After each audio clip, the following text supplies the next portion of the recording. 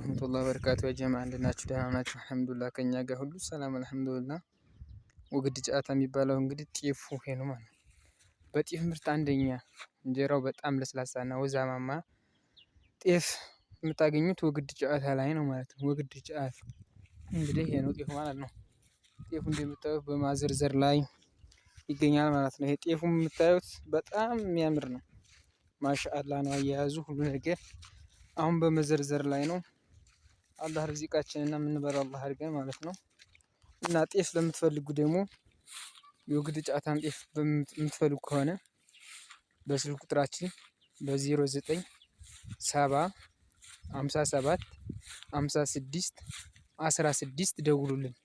እደግመዋለሁ 0970 57 56 16 በዚህ ደውሉልን። ወግዲ ጨአታ ይባላል ማለት ነው።